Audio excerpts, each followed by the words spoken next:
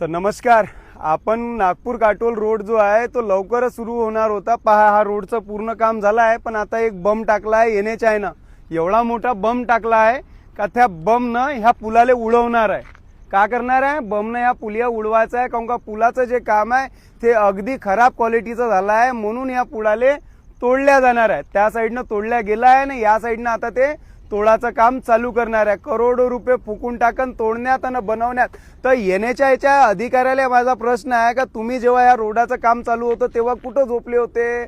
जेव्हा क्वालिटीचं काम बनत नव्हतं तेव्हा कुठं का करत होते तुम्ही?